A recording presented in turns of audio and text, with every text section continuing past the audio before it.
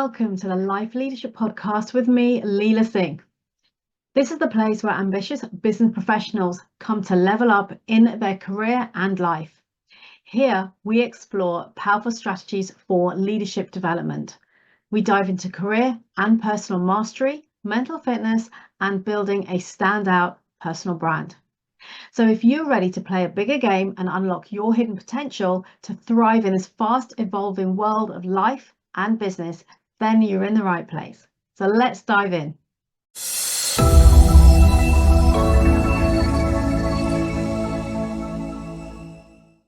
Today is all about priorities. In other words, mastering priorities for your career growth and your accelerated success. So today, what I want to talk about with you is why setting clear priorities in your career is essential for building your reputation, for establishing your personal brand, and how it can help you to take control of your career trajectory. So when I talk about priorities, what do I mean? I'm referring to knowing what's important versus what is urgent, and how this directly is impacting your career success, your career advancement. And here, Stephen Covey's framework is useful. It comes into play here. In other words, my question to you is, do you focus on what is urgent, or do you focus on what's urgent and reactive? In other words, the reactive tasks, or do you focus on those that drive your long-term goals? In other words, they align with your longer-term career vision. And why do I say this? Because it is so easy to get caught up in the daily demands, the firefighting, or responding to other people's agendas. We've all been there. I've been there, and I'm sure you have too. So it's really important here to slow down and take a step back to recognize how you're showing up, what you're doing, how you're approaching your day-to-day when it comes to your career. Because yes, of course, there are priorities, there are other people's agendas that you do need to respond to, but also within this, you want to ensure that some of what you are doing is driving you forward to go to where you want to be when it comes to your career. And when it comes to building that standout brand and advancing your career, you want to have clarity on what your focus areas are. In other words, your long-term priorities. Why are priorities critical? Well, two clear reasons for this. Number one is control and clarity. In other words, setting priorities allows you to have control over your day-to-day activities. In other words, you're able to work with intentions, you're intentional on what you do, you're focusing on the tasks that align with your career goals and your reputation building efforts. In other words, developing that powerful personal brand. Secondly is having clear direction. So when you are clear about your priorities, you're also clear about where you're heading, and you're likely to become less reactive and more proactive in how you shape your career. So these are two key reasons why having your priorities set are critical. What is the impact of not prioritizing when it comes to career advancement? Well, the obvious one, which I've kind of mentioned already, is being in reactive mode. In other words, when you don't prioritize, you're constantly reacting to external demands. You're leaving little or no time to focus on your own growth and your long-term goals. You're simply reacting to what's presented in front of you on a daily basis. The second thing is evidence. So when we look at the impact of not prioritizing, look at the evidence. In other words, how are you feeling? Ask yourself, how are you feeling when it comes to your career, your advancement, the progress that you are making? In other words, do you ever feel frustrated or overwhelmed, like you're putting everyone else's needs before your own? In other words, you're meeting everybody else's agendas, but actually you're not putting any time or placing any time on your own priorities. This is a sign. If you're feeling this way, if you're feeling frustrated, if you're feeling overwhelmed, that is a sign that your priorities are out of alignment. So what are some of the challenges you might be facing with prioritizing? And like I said, we've all been there. The biggest one, I believe, is avoiding those hard decisions. We often avoid setting priorities because it forces us to make tough decisions about where we spend our time. And it can feel uncomfortable to say no to things that perhaps are urgent rather than important and actually don't really move us forward. So that becomes a difficult conversation potentially, and it's a hard decision to make. And the second challenge that is common when it comes to prioritizing is external distractions. And I'd like to think that we're all guilty of this. We've all tried to deal with it and are, in some of us, moving forward from it, and some of us still struggling. And what am I talking about here? It's external distractions. In other words, the information age, whether it's constant emails to social media platforms, all of these things cause and create distraction. And it then becomes very easy for others to dictate your day, your diary, where you put your time. Because how many times have you picked up your phone to actually maybe check your calendar for something or to message somebody, found yourself scrolling on one of the platforms, put your phone down, and then thought, hang on, I knew I picked my phone up to do something. Now you've probably forgotten what it was, or you just realized, oh, I haven't just sent that message. And actually you've lost 10-15 minutes of distraction on looking at your notifications on a particular social media platform. And this is where we lose time. Not only that, but when people say, oh, I'm great at multitasking, let's look at the facts and the science behind this. Multitasking isn't a thing. In other words, if you look at research behind this, it shows that it takes, I think it's around something between 18 to 23 minutes to refocus on what you were doing. So if you were in the middle of a piece of work, concentrated work, let's say, and you think, oh, I need to message so-and-so. So you pick up the phone to message, you get distracted in your scrolling, you forget to send the message, you put the phone down, you go back to what you were doing, then you realize you hadn't done what you intended to do, you then revert back to the phone to send the message, come back. It's going to take you another at least 18 minutes to refocus and get back into that flow of what you were doing originally, that immersive piece of work. So this is where we really want to work on eliminating and removing any distractions. And also, you know, are you somebody who first thing in the morning when the alarm goes off, particularly if your alarm is on your mobile phone, do you then start scrolling? Do you start looking at all your notifications, or do you just switch the alarm off and then start your day before unlocking your phone and looking at all your notifications and scrolling? Because that's where, again, it's very easy to allow your phone and the social media apps and so forth, and your emails to start to dictate your day. My invitation to you is to take back control of starting your day. The question to ask yourself is, who is really driving your agenda when it comes to prioritization? Now, what are some of the advantages here of prioritizing? Well, there's many, as you probably picked up already. So one in particular is your strategic focus. So when you get to prioritize and focus on the important things rather than the urgent tasks, you're able to make greater progress in your career, and as a consequence, create a stronger and more authentic personal brand. In other words, a powerful reputation. And why is that important? Because when you have a strong reputation in the workplace and in your industry, you're more likely to have opportunities come to you. You'll have people have you top of mind when it comes to those hiring decisions, the promotions, and for those thought leadership individuals, who are they going to come to? The people who've got the reputation, who stand out. In other words, those who've invested time and prioritized, strategically focused on their career trajectory. So this is why there's so many advantages to that, but it's important to prioritizing your career. In other words, there's so many advantages to this. The second thing is balance, because you also get to achieve greater balance, not only in your career, but in your life when you start to prioritize.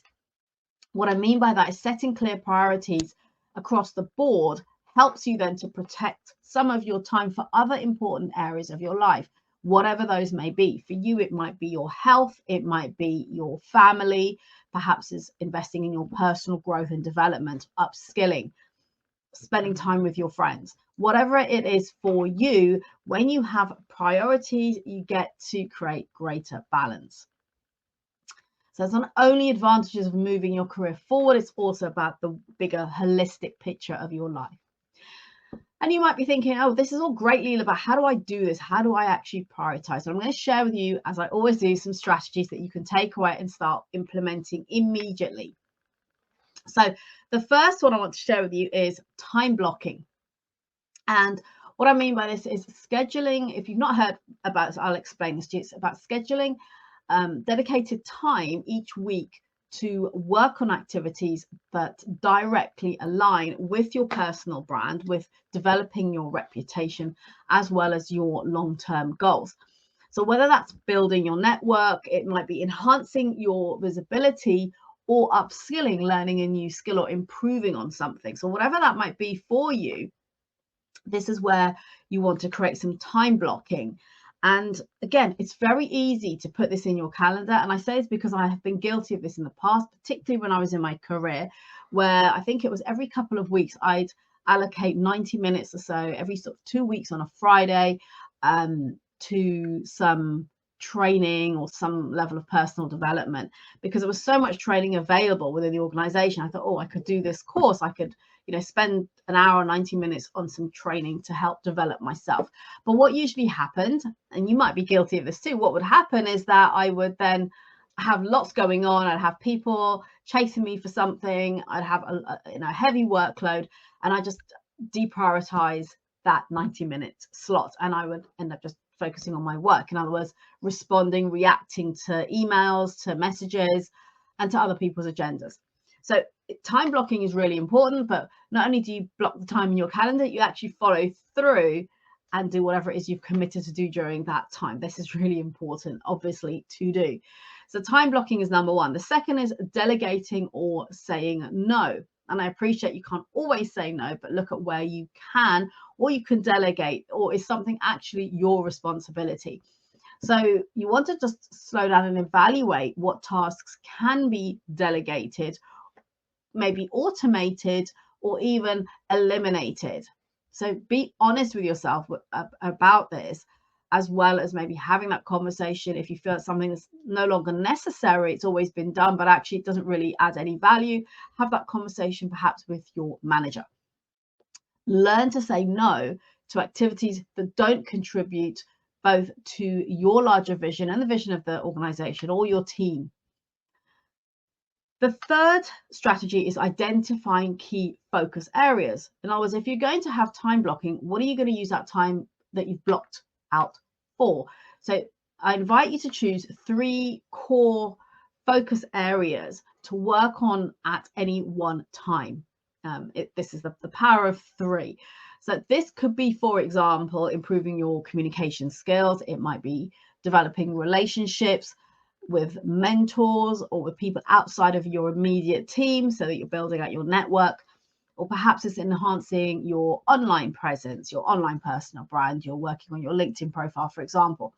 So think about the 3 key areas of focus, the things that you want to improve on, that you can start to focus on progressing and working through in those time blocking slots. So that's your third strategy. So far we've got time blocking, delegating and saying no, and identifying key focus areas. The fourth is having an accountability partner. So what I invite you to do here is to share your goals with an accountability partner who will keep you on track and ensure you're sticking to your priorities. Because if we don't tell anyone, it's very easy to just not follow through with something.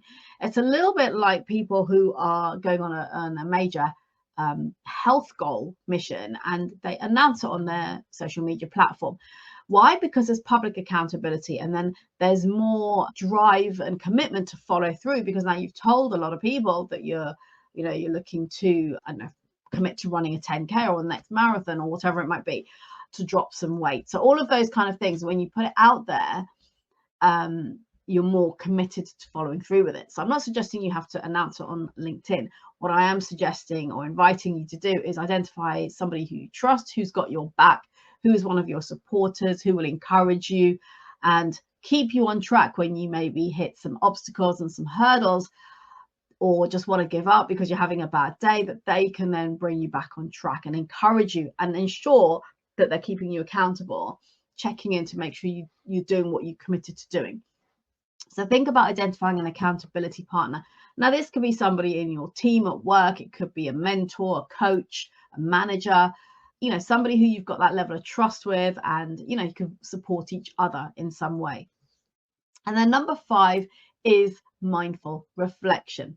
So at the end of each week, my invitation to you is to reflect on where your time went, because this is where we can look to improvement. When we don't slow down and stop and reflect at what's happening, we then can't really improve because we're not looking at what's working well and what's not working. So my invitation here to you is to reflect on a weekly basis, if not daily, on where your time went. In other words, did it go in some way towards your priorities, or did it go towards distractions?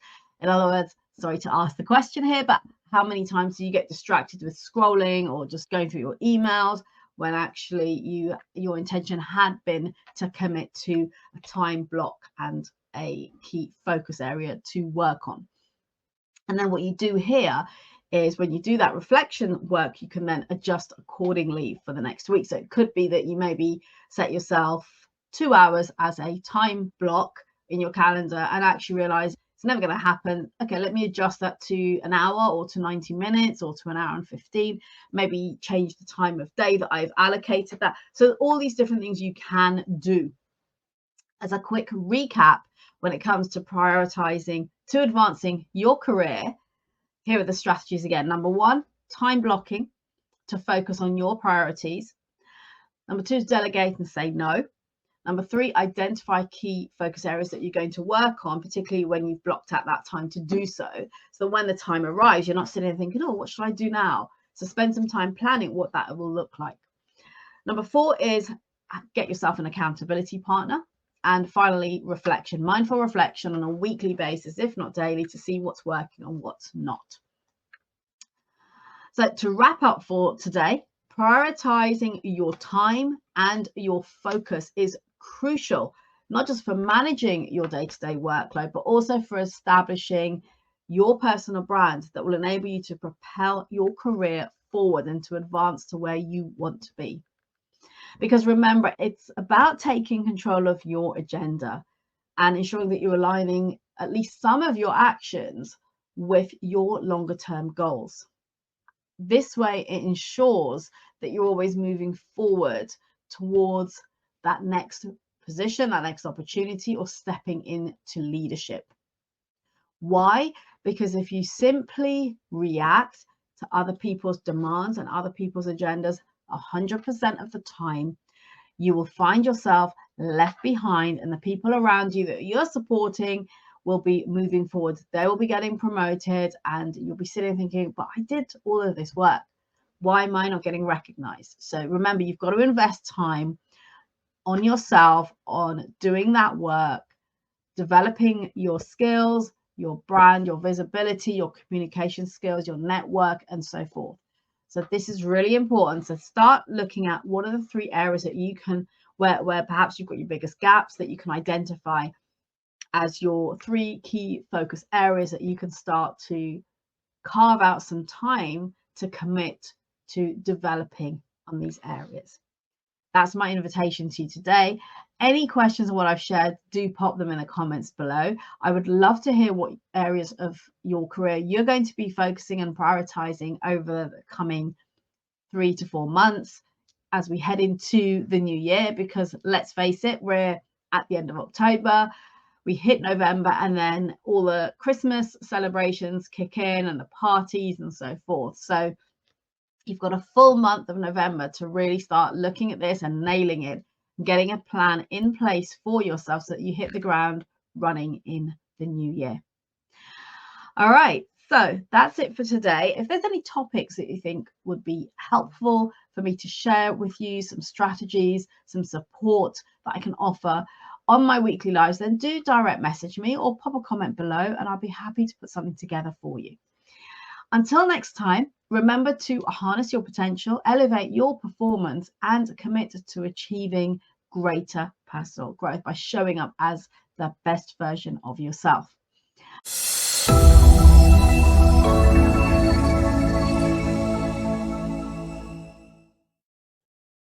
Thank you for listening. Please subscribe to this podcast if you haven't already done so.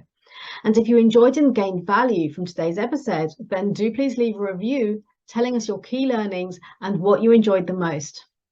And do please share this podcast with your friends and colleagues so we can spread the word on life leadership, creating a life of choice, freedom, and new possibilities.